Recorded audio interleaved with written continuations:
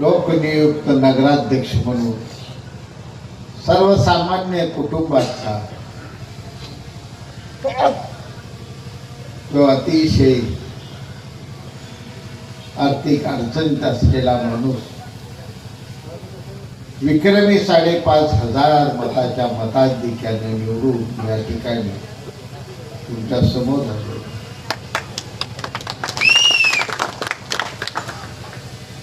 सगळे नगरसेवक हे सर्वसामान्य कुटुंबातील.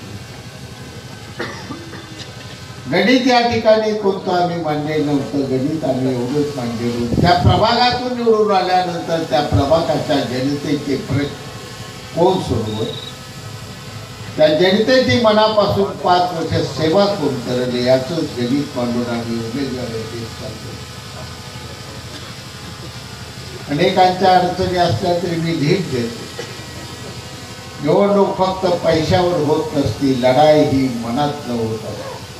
जगरबाजपणानं तुम्ही लढायला मैदानात या निश्चितपणानं जडतात. विजयाचा गुलाल तुम्हाला लावल्याशिवाय राहणार नाही. हिंमत या कार्यकर्त्या माझ्या मित्रांना मी देत होतो आणि मी तुम्हा सर्वांच्या वतीनं सुरुवातीलाच या ठिकाणी निवडून आलेल्या ह्या सर्वांचं मनापासून अभिनंदन करतो. तमाम महोद आणि महोद मराठी जनतेच्या वतीने मिळाली.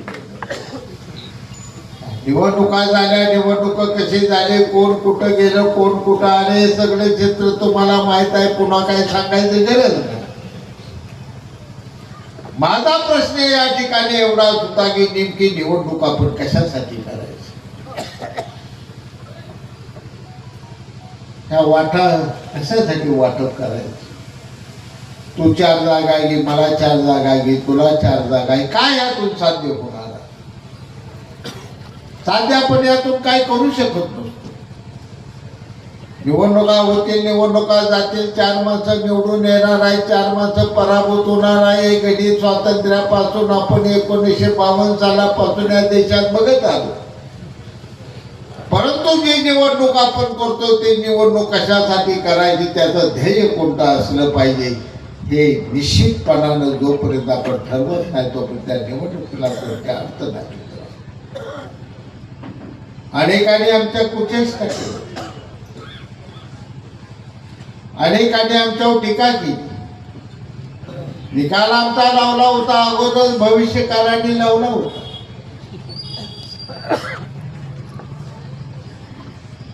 तालुक्याची जनता करण्याचं सोडून भविष्य आणि पंचांग बघणाऱ्याची संख्या सध्या वाढायला सांगितले काय बापू 0 आहे, 0 झाला. कोणतं गणित मांडलं होतं, कोणता हिशोब केला होता? वाघासारखी अशी मी तरणी बांधे पोर उभा करून मैदानात घेऊन चाललो होतो. लगात तुमच्या उमेदवारांना चालाय सुद्धा नीट येत नव्हतं. माझं वाघ पडायला लागलाय. अहंकाराने दाटलेले आणि अहंकाराने गर्वाने ही माणसं एका बाजूने लढताना माझ्या कुचेष्टा करता, माझ्या यातना. 4 शब्द मी कुणावर बोललो, कुणाला लागले कुणाला नाही लागले मला माहित नाही. ज्या कुणाला ह्या प्रेमाचा पोका त्या गोऱ्या गोमट्यावर येतो त्याला एवढंच मी सांगतो, त्याला जळते, त्याला जळले माझं तुमचं कुणाचं जळलं. काळजाला घरा पडलाय की माझ्या काळजाला घरा पडला. दुसऱ्याच्या हातीला चहाची कपट ठेवायचे ते घ्यायचं, जाळीत पळ सुटायचं आणि चहा सगळ्या पेटणी लोकांना पुरवायचं. काम करणारा माणूस गेली 15 वर्ष आज या देशाचे पंतप्रधान म्हणून विराजमान झाले. आणि फक्त या देशाचे पंतप्रधान नाही तर संपूर्ण जगात आज प्रत्येक देशात नरेंद्रजी मोदी सारखा पंतप्रधान नाही अशी आज वल्गना 100-150 देश आज नरेंद्र मोदींना मानतात. कुठल्या राजमानात नरेंद्र मोदी जन्माला आले मला दाखवतो राजवाडा त्यांचा. आज त्यांची आई राहते ती 4 खानात राहते.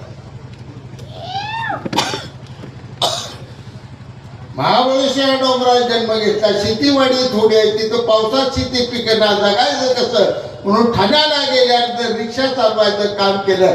रिक्षा चालवता चालवता तरी बी काय घराचं पोटपाणी भागना म्हणून मिलमध्ये एका कारखान्यात मजूर म्हणून कामाला, कामगार म्हणून काम केलं. आणि तिथून पुढे आनंद दिघेंची भेट झाल्यानंतर शिवसेनेचं काम करायला सुरू केलं. तो माणूस या राज्याचा सर्वात लाडके मुख्यमंत्री म्हणून आज एकनाथजी शिंदे साहेबांचे इतिहासात नाव कोरले गेले. ताकद कुणाची, शक्ती कुणाची, जडिताची शक्ती आहे. आज फडणवीस साहेबांना भेटायला तुम्ही मुंबईला जाऊ नका, एकनाथ शिंदे साहेबांना भेटायला तुम्ही मुंबईला जाऊ नका. तुम्हाला एकनाथजी शिंदे साहेब आपले उपमुख्यमंत्री, शिवसेना प्रमुख बघायचे असेल, या राज्याचे मुख्यमंत्री देवेंद्रजी फडणवीस साहेब तुम्हाला बघायचे असते, त्यांना तुम्हाला बघायला जावा. त्या लाडक्या बहिणी बघा, त्यांच्या चेहऱ्यावर बघितलं तर तुम्हाला तिथे एकनाथ शिंदे, देवेंद्र फडणवीस. जळीताचे पैसे दिलेल्या शेतकऱ्याच्या घरात जावा, त्याला विचारा तुला जळीताचे किती पैसे दिले, तिथं तुम्हाला एकनाथजी शिंदे, देवेंद्र फडणवीस दिसते. ज्या युवा प्रशिक्षणार्थी माझ्या तरुणाला त्या ठिकाणी 11 महिने स्टायपेंड दिला, तिथं तुम्ही शिंदे साहेबांना, फडणवीस साहेबांना बघा. या रस्त्यावर माझी चेष्टा झाली, काका नागणे आलाय का आहे हो, काका मागा असेल. काका माझी गाडी गावातनं निघाल्यानंतर निघाला बापू फिल्डिंग लावून तिथं तून त्या बाजारी आपला पत्रकारांनी माझ्या समोर लगा खड्ड्यातली झाडं लावली होती. मला अजूनही आठवते सर, झाडं लागली कशासाठी तर काका म्हणतोय खड्डा बघितलं का आमदार, त्यात आता झाडं लावल्या. त्याच काका नागणीला माझ्या पाहुण्याला सांगायचं, काका आता नुसतं चौकात मोटरसायकल किक मारायची, 14-15 मिनिटात सांगोल्याच्या कचेरीपाशी काका नागणे माझा पोचला म्हणून समजा. आता हायवे केला खात दिशी घोळघोळी जायला नाही सगळीकडे, इथं बघायचं माणसं, लोकप्रतिनिधी इथं बघा. दुसऱ्याची केलेली कामं चोरू नका, स्वतः कष्टानं काम करा. काल आम्ही सत्काराला गेलो, आनंदभाऊ मानेंचा सत्कार मुख्यमंत्र्यांनी केला, उपमुख्यमंत्री, सगळ्या नगरसेवकांचे सत्कार. आम्ही मोकळ्या हाताने परत आलो ना. सत्कार झाला संध्याकाळी, त्याच रात्री 11 वाजता 87 कोटी रुपये सांगोल्याच्या सगळे रस्ते त्या ठिकाणचे आता होणार आहेत. ते सिमेंट कॉन्क्रीटचे रस्ते, त्या सांगोल्याला जाणाऱ्या रस्त्यासारखा मजबूत एवढा कॉन्क्रीटचा थर दूर प्रत्येक रस्ता होणार आहे. 100 वर्ष सांगोल्याच्या शहराच्या रस्त्याचा तुकडा सुद्धा होणार. वर्षानं रस्ता करायचा, डांबरी वर्षानं बिघडला पाहिजे, पुन्हा त्याच ठेकेदाराला मिळायला पाहिजे. धंदा बंद रे, तुमची दुकानं बंद करून टाकतो. डांबरवाली खडीवाली सगळी कुलप घालाता तुम्ही. एक तालुक्यात रस्ता राखत नाही, आता डांबरीकरणार, सगळं सिमेंट कॉन्क्रीट रस्ता करून देतो. सगळं मौत गटाचा एक रस्ता तुमचा पांढरा रस्ता ठेवत नाही. ते शब्द ते 100 कोटी रुपये मी घेऊन येणार. कुठल्याही मळ्यात कुठल्याही मळ्यात गेला तर तुमचा रस्ता सिमेंट कॉन्क्रीटचा असेल. आता दुधाई किती हलणार नाही, गोळगोळे भीषण आभार आहे का त्याच्यात मळ्याला ते राजीव बसला घेते, तुला असा रस्ता देणार आहे. आला बिभीषण आव्हानं ससा खायला तिथं नुसतं पेगत येते गावात. खरासुद्धा लागला पाहिजे त्या माझ्या बाया मोटरसायकल. प्रामाणिकता मनात असेल आणि जनतेविषयी तुम्हाला त्या ठिकाणी जर कुठंतरी त्या तुमच्या मनात एक आदर असेल तर भगवंत कुठलंही काम तुमचं आवडू देत. किती वर्ष उजनी आपली आडली का नाही, 19 वर्ष पडलंय तसं ती साळमुख भिताड कुठून फुटून गेलो विलासराव नागळ फोडल्याला. आता भिताडाची गरज नाही.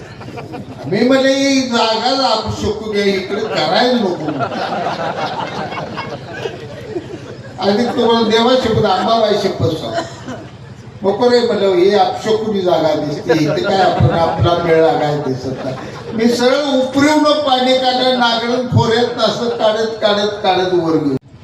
जाऊ दे आमच्या मौदावरून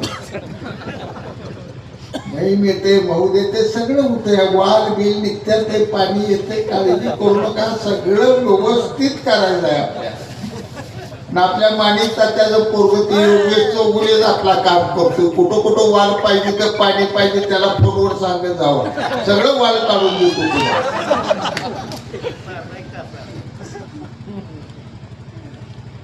हा कॅनॉल मी तुम्हाला कोरडा दिसू देत नाही. थोडं थांबा तुम्ही दोस्त. वर्षात तुम्हाला कॅनॉल कोरडा दिसणार नाही. कुठं बिघडलं फुटलं तुटलं तरच पाणी बघ. वर्षभर तुम्हाला एक कॅनॉल मध्ये पाणी दिसणार आहे. निरा देवळाचं काम चालू आहे.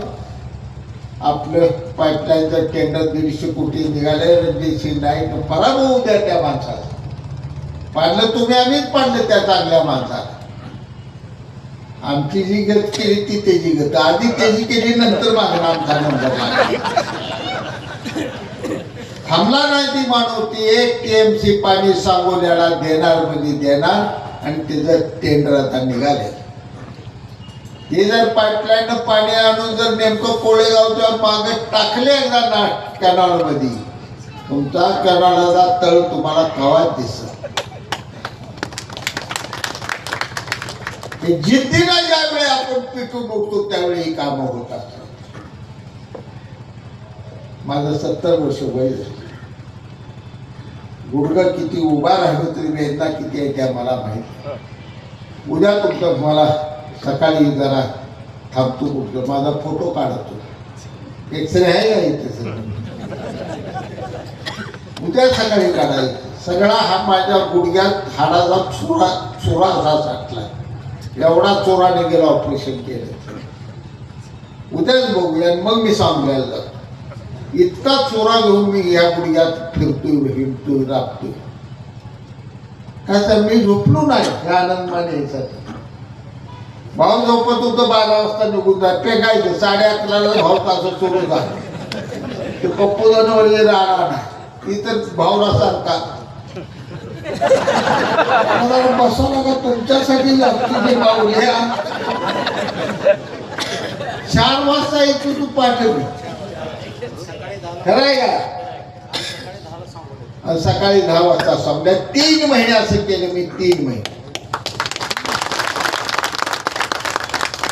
आणि मी ठरवून ठेवलो रेकॉर्डच करायचं.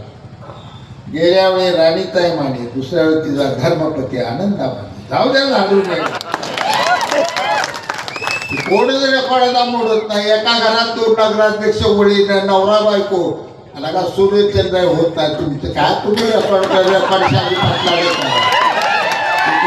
नाही करायचं. एक तुम्ही जरा नाही मला अंबाबाईला जरा वय मागा. नाही जर तुम्हाला एक दिवशी त्या संजय गांधी झोपट ती बाय मी काल बघितली त्या मोबाईल मध्ये गुगू गुगू आयला तिला एका नगरसेवक तर कमीत कमी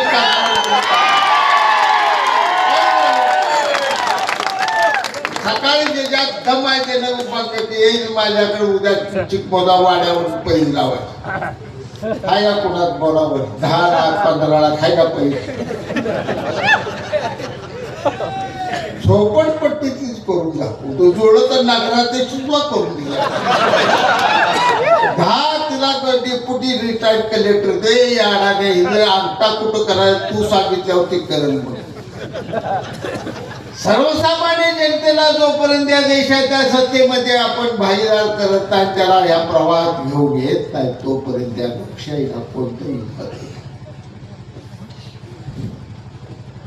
ही लोकशाही फक्त उद्योगपतीच्या श्रीमंताच्या घरात नांदायला ठेवायचे. हजारो जणांनी फास घेतले, गोळ्या घेतल्या छाताला. वयाच्या 70 वर्षात महात्मा गांधी सारखं हो, हातात काठी उचलला देश पिंजून कर. भगतसिंगासारख्या तरुणानं त्यावेळी हळदीचं अंग लग्नाचं असताना सुद्धा स्वतःच्या हातानं फास घेऊन देशाला बळी झाला. शिरीष पै 9वी शिकणारं पोरग जळगावचं, शाळेत जाताना त्या दप्तरात बॉम्ब ठेवला.